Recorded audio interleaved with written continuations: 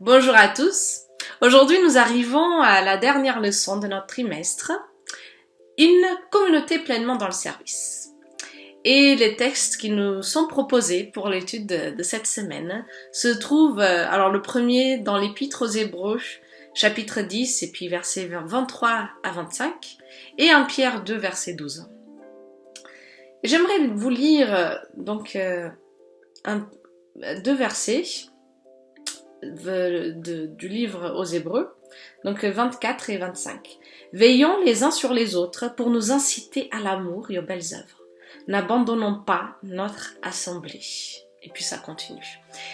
En lisant ce texte, il commence par nous proposer de veiller les uns sur les autres.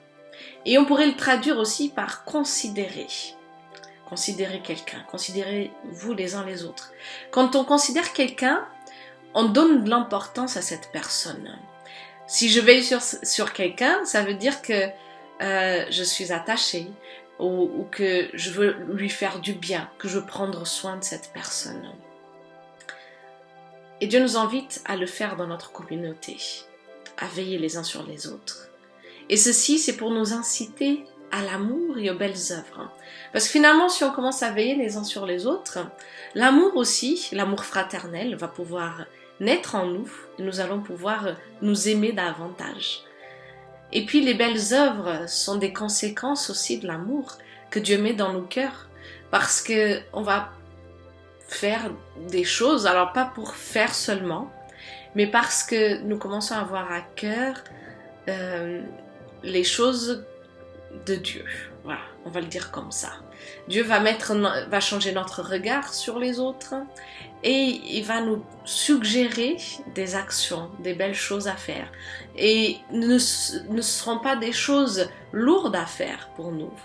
Parce que on va le faire peut-être déjà de manière presque spontanée. On aura envie d'aider. Alors oui, parfois on sera fatigué. Mais l'idée, c'est de se dire, voilà, vivons l'évangile. Pour moi, c'est ce que ces versets veulent nous transmettre. Parce que nous pouvons faire de très belles choses et ne pas avoir les bonnes motivations pour les faire.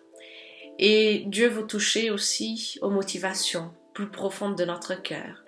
Et pour qu'elles soient les bonnes motivations, nous avons besoin d'entretenir une relation avec Dieu. Parce que seulement Dieu peut nous donner le vrai amour, pour qu'on puisse avoir les vraies belles œuvres d'amour qu'il nous propose de vivre. Alors, voilà, un autre point, c'est de ne pas abandonner. Voilà, nous pouvons avoir plein de raisons d'abandonner notre communauté, notre église. Voilà, et il y a plein de personnes qui sont imparfaites. Ça ne nous correspond plus, on est mécontents. Et Dieu nous dit non, ne soyez pas ces personnes qui quittent et qui se plaignent, mais soyez ces personnes qui s'engagent pour changer, pour apporter quelque chose qui va améliorer votre communauté. Faites du bien et non du mal.